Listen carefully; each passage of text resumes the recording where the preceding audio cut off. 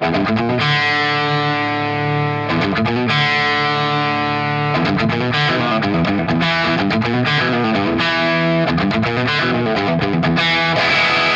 guitar freaks, it's Pete Thorn. Welcome to the studio. Today is all about tubes, EL34s. We've got a huge smorgasbord of EL34s that we're going to test and crank up and listen to in my old 72 50-watt Marshall JMP. So I love testing stuff and listening to stuff, as you know, because it proves it. It's like the acid test. Stick it in the amp, crank it up, listen to it, and then you'll know whether or not it's for you, whether or not you like it or not. All the going round and round on the internet, the forums and all that stuff about what something sounds like doesn't amount to a hill of beans when you can finally hear it and listen for yourself with your own ears. And all the talk of, NOS is so much better than new tubes and, stuff like that. Maybe that's true, but you'll know by listening and using your own ears to check it out. And then you can go out and make educated decisions on what you should buy and put into your own amps. That's the goal of this video, basically. So what have we put together? Well, there's a whole smorgasbord there of new production stuff that we've got, first of all. I should mention that right now, you can't really get tubes out of China. There was an issue with the big tube factory over there, and they're supposed to start up and get going again at some point, but there's kind of no news about it, so we don't know. So what we thought we would do is not include any of the, say, EL34Bs from China. They're not really available these days, essentially. So we thought the readily available stuff that you're going to find at places like the Tube Store, Doug's Tubes, or the various outlets that sell tubes these days. That's what we wanted to include for the new production. The stuff you can definitely get your hands on. So we got a whole wide range of offerings there, kind of from the Sovtek Mike Matthews Electro-Harmonics end of things. For those out there that don't know, Mike Matthews has the tube factory, the reflector factory in Russia. And it's like probably at this point, I guess maybe 70% or something. I'm guessing. I'm coming up with that number out of my butt. But 70% basically of new tubes available these days are probably coming out of that factory. And he's bought up the names for Mullard, Tung Sol, a lot of classic brands. And so all those tubes are all coming out of the same place, out of that Russian factory. So from that Russian factory, from Mike Matthews' factory, we've got EL34s, EH6CA7s. We've also got Tung Sol EL34s. We've also got the new production Svetlana EL34 and the new production Mullards coming out of his factory. Are they all the same? No, they're not. I mean, when you look inside, some of them have the welded plates, some of them have the crimped plates, some different glass design and stuff like that. So they do look a little different. I will say, though, just a little aside right out of the gate, I did hear a similarity between all of them, except for the 6CA7. So the Tung Sols, the Mullards, the EHs, there's some differences, but they're closer rather than further apart, I would have to say. And they all actually sound really good. That's a little spoiler alert. As far as other new production or newish production stuff, we've got a JJ EL34, a pair of those. And I dug out a set of SED, the original Svetlana EL34s. That's a Russian EL34, but it came out of a different and now not operating factory. You still might be able to find those at some NOS dealers and stuff, but now we're getting into a tube that you can't readily find that easily. So that's kind of the new production or newer production stuff. Now, as far as old stuff, we've got Sylvania 6CA7s, like Eddie Van Halen used to prefer and use. That's a great sounding tube. Essentially, the 6CA7 is an American designation for EL34. So EL34, 6CA7, that's kind of interchangeable. You can use those Sylvania 6CA7s in your European Marshalls, no problem. But the tube is a little bit different construction. They were kind of almost resemble more like a 6L6 actually in the way that they look, a little fatter, and the internals are totally different and stuff like that. But they do sound great. It's a different sound than kind of the skinny bottle EL34s, but a great sound. So, Sylvania 6CA7s, what else have I got? I got a pair of original Mullards. I believe they're XF3s, so they're the single getter Mullards. Some people like the double getter. That's a part for, this is really geeky stuff. It's like a part in the tube. But anyways, we've got a pair of the single getter XF3, still a really, really terrific sounding Mullard tube from the UK. Also from East Germany, a pair of the RFT Siemens tubes. That's a fantastic sounding tube. They were kind of a small bottle, skinny EL34. They always sound great. They're one of my favorites. A little bit easier to find as well, even these days, NOS, or maybe, testing is new, and they're a little bit less money. Well, actually, sometimes substantially less money than the Mullards can be. So that's what we got for you. Now, we're going to test them out in my Marshall 50-watt JMP, like I said. I set up two different sounds. Basically, I've got an all-on-10 kind of Van Halen thing going, and then also an AC/DC kind of thing, where the gain is on about 6. I've got all the tone controls between like 4 and 6 essentially on the amp. Back down the presence to maybe 3.5, something like that. Bass is on 5, mids were on 6, treble on about 5, I think. And that got a great kind of Angus Young, just rock and roll thing. So we're going to play all the kind of mid-gain clips back to back, and then all the cranked on 10 Van Halen style clips back to back. Now I'm micing my old late 70s Marshall cabinet with 25 watt blackback speakers. I'm micing it up with a SM57 on one speaker and a 421 from Sennheiser on the other speaker, and they're both pretty close to where the cap meets the cone of the speaker.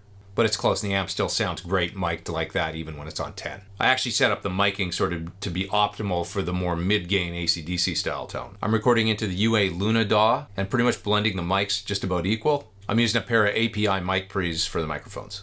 So a very good question that you may be asking is, did you rebias the amp every time you put the new tubes in? Yes, we did. So Dave Friedman's shop is really close to my studio, so I ran the amp over to him every time that I changed tubes, and he rebiased. So let's virtually head on over to Dave's shop now. You can see my amp on his bench and what he's doing. So first of all, hi. Thanks a lot. It's in tribute to Lee Sklar. What's my amp here? Just so we know what we're dealing with here. It's a, what year is it?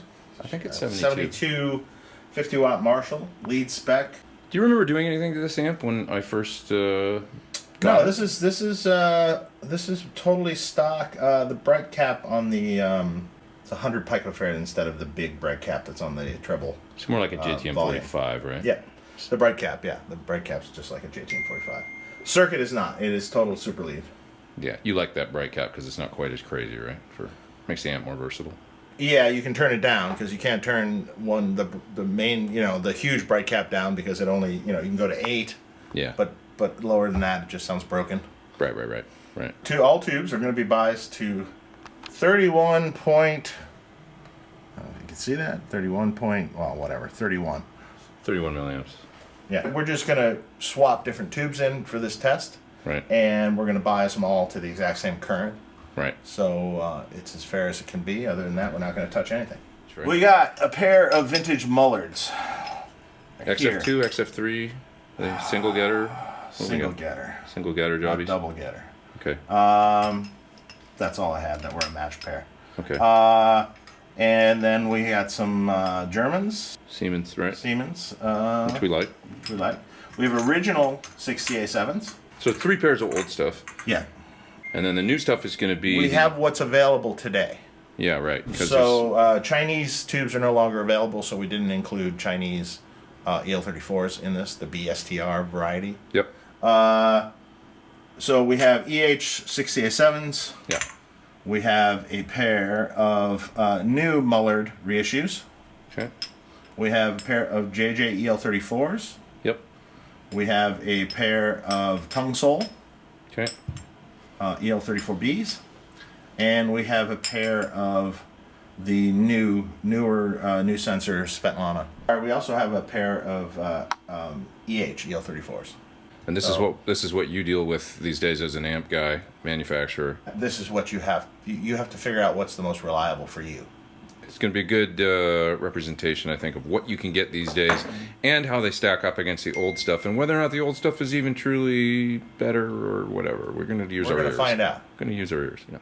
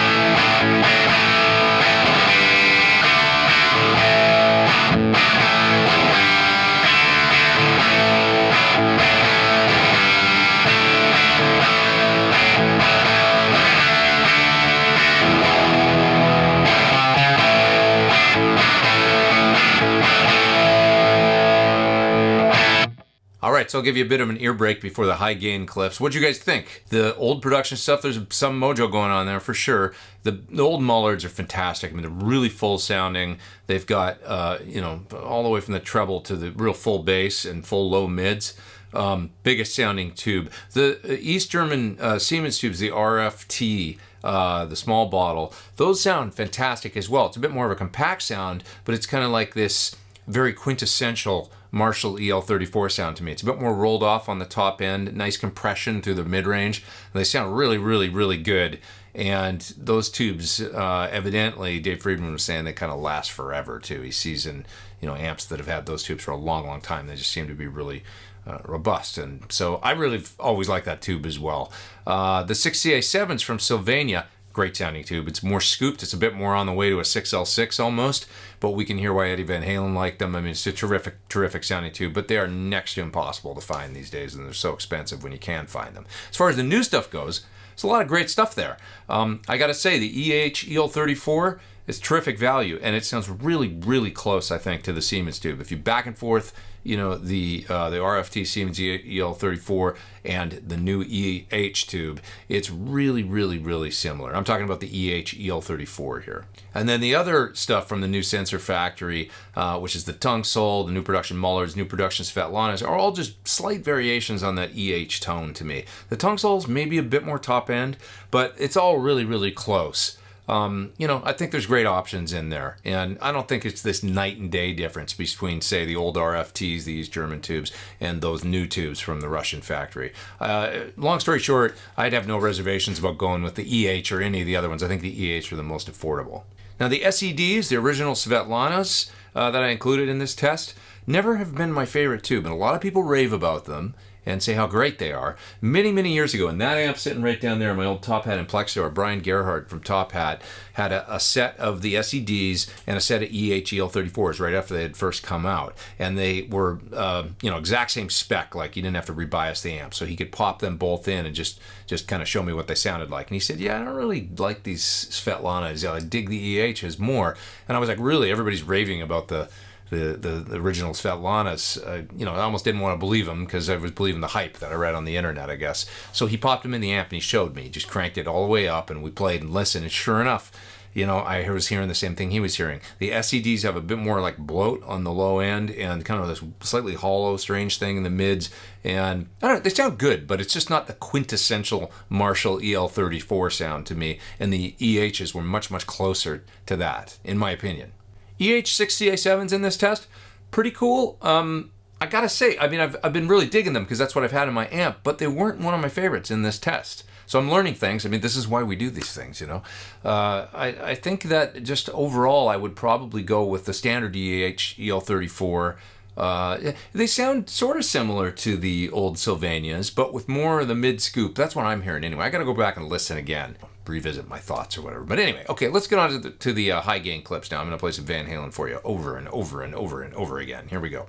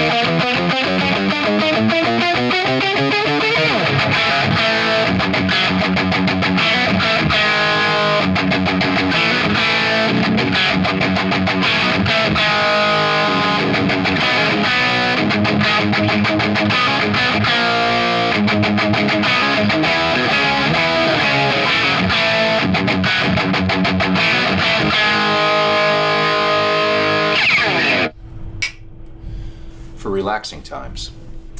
Make it Suntory times. Okay, so the EL34 shootout. We've listened. What did you hear? Let's start with the old stuff. Well, old stuff. We have the Mullard, the Beluga Caviar of tubes. Very full sounding, fat sounding, kind of a nice presence to it. Warm, furry. Do you think it sounds like the amp's almost making more power with those tubes? Like it's the biggest sound and... Could be. I don't know if it was really more power. I just heard it as like a little bit of almost like a Neve is to versus an API. A little more like kind of a slight furriness, bigness, right, to it. Yeah, they're cool. They're like there's something there. Just the biggest sounding tube, I think, the Mullers, and these are like XF3s. They're not even like the coveted dual gutter XF2. Blah blah. That's another video. That's another video. We can find some of those one of these days, right? Yeah, but they're great. I mean, really hard to find, really expensive. You might be able to find some pulls or like, test as new, like for less dough. But I think the cheapest you're going to see a pair of those things for is maybe $300 or something. Like, Painful. Yeah, it's painful. So not an option for most people, but cool nonetheless. Okay, and RFT Siemens, East German. Yeah, big on the mid-range. This is the quintessential for me, the Marshall EL34 mid-range tube. It has that beautiful grindy mid-range, but it has a little compression to it. Yeah. It has a nice when you dig into it really hard, it really has that this compression, I guess, is what I kind of call it. Yeah. And the top end's a little rolled more from the Mullard. Yeah, totally. Like they're a little warmer on the top end and a little. It's funny because that kind of reminds me of what their 12AX7 sounds like too. The RFTs, German. Mm-hmm. They're known for being high gain, great distortion, a little warmer on the top end, and good mid range. But great mid range. It's like we use the word quintessential. That's what they sound like to me. Like quintessential Marshall. That's like everything's in proper balance, and there's room for the bass player underneath. When I was coming up, through the 80s and stuff, that was the tube that was really widely available. I mean, like widely available. It's not like there was a lot of choices. Sure. Yeah. If you think about it. Mm. I mean, I guess Mullard really wasn't available in the 80s. That was also like out of. But they were still available as you could. I remember you could still get them relatively cheap, but the Germans were available until they stopped production. I bought some from the Mesa store. Like I remember buying East Germany RFT Siemens, branded as Mesa. Yeah, but I remember when they stopped production because it was the only EL34 left. Right. The only one. One. That's it. Right. Stopped production. All the amp companies, like I remember Rivera and I remember Fryad and everyone was like, well, Marshall. What do we use now? 5881. So Marshall put 5881s in their amps because they had to. And the same goes with Rivera at the time. All of it, like everyone that was involved had to do something. Right. And to be honest, it wasn't an EL34, but it was a reasonably good choice. Right. At the time. The 5881, yeah. For what you had to work with. Still a great tube. It's what Soldano uses, right? Yeah, it's still a great tube. Great tube. I use it in Dirty Shirley amp. Yeah. Reliable. Yeah. Not too many problems with that, ever. All right. So, and then last of the old stock stuff that we had was the venerable 6CA7 from Sylvania, favorite of Eddie Van Halen, of course. What did you think of that? Well, that's the Van Halen-esque sort of tube. It's a little more scooped in the mid-range, bigger on the bottom. Pleasant top end, though. Not real presency, but like a pleasant top end. Yeah. Those sound great. I mean, it's durable is, Sure. It's a different sound. It's not really EL34. I mean, it's not really AC/DC, is it? But the Van Halen. No, for the Van Halen thing, it did well. For the AC/DC, not so much. Yeah, it's like the Mullard and the Siemens are more like So it just depends what you want, is the thing. Yeah, exactly. Yeah. Although, good luck. Yeah, you're not going to find them. And if you do, I don't even know what you're going to pay now. I think I've seen 800 a quad or 600 a pair, or it's just insane. So it's to be honest, probably not worth it. Probably not worth it. The different. I mean, as you will see in the video. I mean, it depends. If you hear that much of a difference and you want to pay for that, that's fine. Right. But I don't know. So let's get into the new stuff now. So there's a bunch of tubes that you still might find. The Chinese EL34B, BSTR comes to mind, that are not really being produced right now. Is that right? Currently not in production. No Chinese tube currently is in production, at least the last that I heard. Right. Which is a big problem for a lot of people. Yeah. So we didn't include that because it's not readily available, and we don't know when or if it will come back. So we pick stuff that you guys can get. For sure, you're going to be able to go to Doug's Tubes or the Tube Store. I'm not affiliated with any of these places. It's just stuff that's coming off the top of my head. Amplified Parts has pretty good prices. So you can go there and get these tubes. So first off was the EL34, which is what you're using in Friedman amps now as the standard EL34, right? This is proven to probably be the most reliable tube that's available currently in the EL34 genre. I hardly ever have to replace tubes. I mean, once in a great while, of course, always all tubes. Yeah. Once in a great while, but they're for the most part really reliable. Like the failures are normal and not very often, right? Correct. I mean, I hardly have to, and I find out quickly. We make a lot of amps. I find out really quickly if something's not going well. Sure. Because I get the emails. I'm the one. Yeah. So I really know. Yeah. So you had switched from JJ's, which we're going to talk about in a second, but those were failing at a crazy rate, and then you switched to the EH, which is the same thing we did at SIR for the sort PTs. of. We had a different lineage. We started with JJ's, which for a lot of years were really good. Then we went to the Chinese BSTR variety tubes. For a while? Oh. Because the JJ's started to get weird. Okay. We switched to those. Then we found that those were failing. on us, left and right.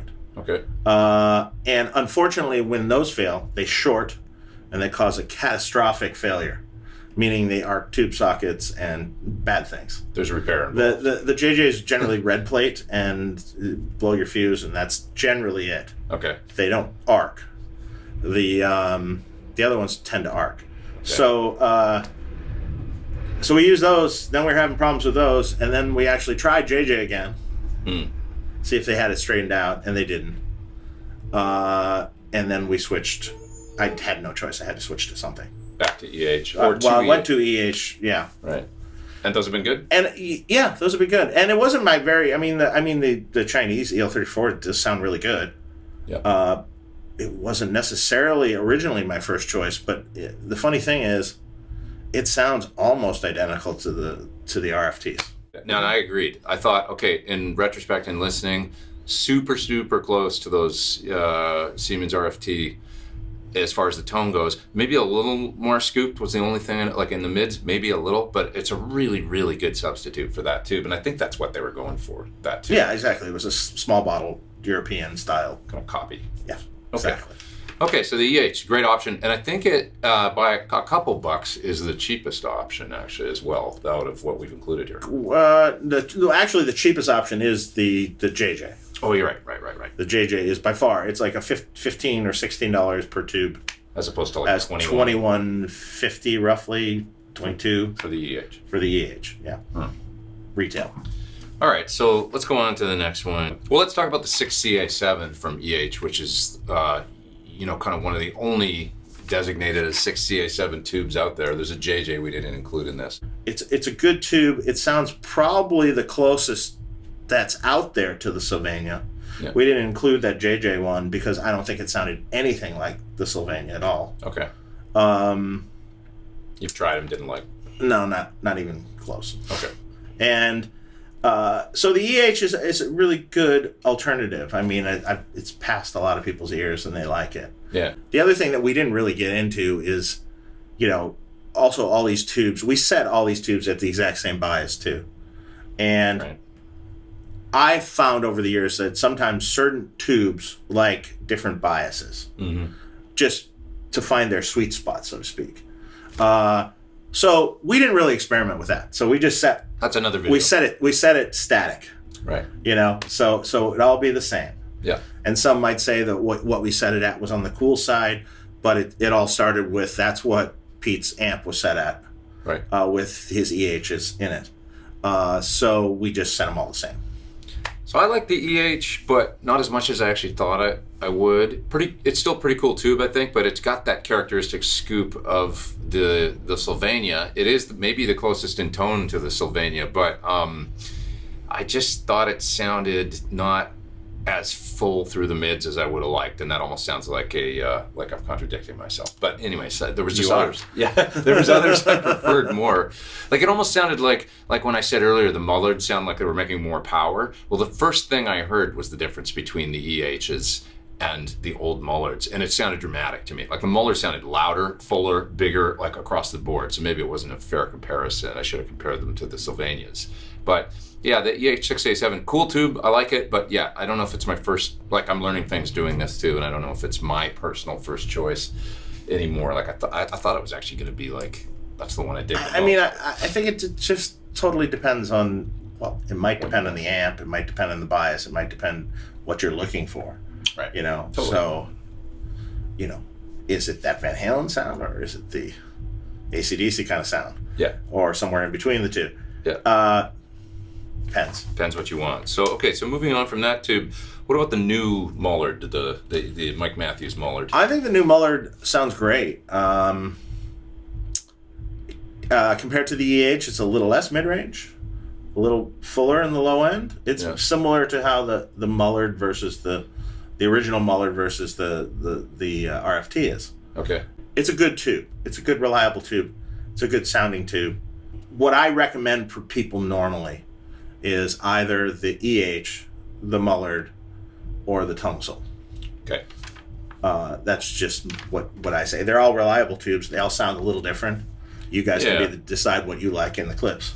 I said it's also similar to the RFT with maybe a bit less clarity, just a bit. But mids, I actually said the mids are fuller than the EH. That's what I was hearing. So, but I could go back to my studio and listen and be like, I'm hearing a different thing on every day. Fuller, I think the EH is a little more pointed in the mid range. Maybe it has a little more of a spike, I think. Right.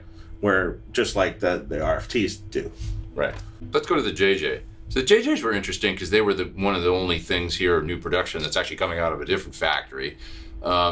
It's a crapshoot as far as the reliability these days.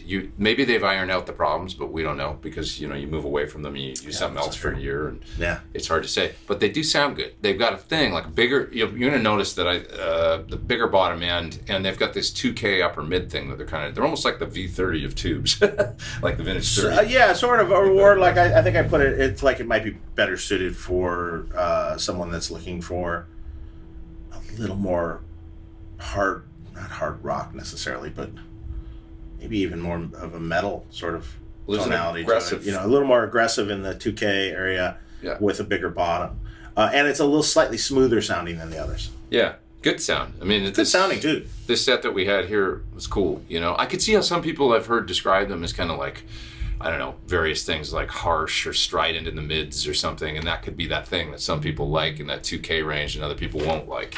They'll want something else. So, but it was cool. I thought they were pretty cool. What about the? I'll say this: the Tung Sol to me was the closest, I think, in some respects, to the old Mullard. The Tung Sol had a big bottom end and then had a nice extended top end. In comparison to the small bottle, the EH, and which sounded a bit more like the RFT, the Tung Sol to me sounded a bit more like the Mullard full sound, like real full and cool. I agree with that. I think it's a good tube, but it's just a different flavor. Different flavor, cool. A little bit more dough. There's like $7 more or something per tube. It might be amp dependent too on what you're hearing. We chose one classic amp to put them in. The results might vary a little bit with different style amplifiers. Different circuit, different voltages, all that. The SED, the old, I don't know why we've included this. We should have called this old stock, actually, but you still might find them at some, like I saw them at the tube store, I think, for $99 a tube. They're quite expensive. This is the original Svetlana tube that was made up until the early turn of the century in St. Petersburg. Then became Wing C, or called Wing C. Wing C. Yeah. And then ceased production eventually, and Mike Matthews, new censor, took over the name. So these are the old SED Svetlana's original production. What did you think? My least favorite tube. Least favorite in the book. I've never liked this tube. Yeah. It's a durable tube, but I've never cared for the tone of this tube. Yeah, it's weird. And that might go against some people's thoughts, but not me. It's just kind of weird sounding. Like there's a scoop in it or something, and there's a very full bordering on almost, I want to say, bloated for an EL34 bottom end. Mm-hmm. That maybe some people like it because it sounds big or something to them, but I don't like it. I don't like it either. Yeah, I like the. So, all right, moving along. Last up is the new Svetlana, new production after Mr. Matthews took over the name. Pretty cool, like similar to the Mullard, right? Sounded fine, not quite. I don't know. There was something in there. I mean, it sounds very much like some of the others. There's something in there I don't totally love about it, and hard to put my finger on what it was. But decent. I again, my first three choices of new stuff would be the EH, the Mullard, or the Tung Sol, unless you're going for the 6CA7 thing, and then I just go for the EH 6CA7. Right. Which is a totally different scooped kind of thing. And again, take it all with a grain of salt because this is in 1 amp, but we think it's a pretty good test, pretty good representation, I think. I learned something from doing this. Yeah, at least you get to hear exactly what each of these sounded like in one static amplifier, all biased exactly the same. Yeah. So hopefully it helps you make a good decision out there, an informed decision. And remember, make it Suntory time. Remember, hit subscribe if you haven't. Hit the little bell beside the subscribe. You'll get an alert when I put out a new video. If you guys got any ideas for more videos like this, put them down in the comments below because we could do more of these. This is fun. I like doing these. I like doing tests, empirical evidence, testing, checking things, listening with our ears. It's good stuff. Cheers. Cheers.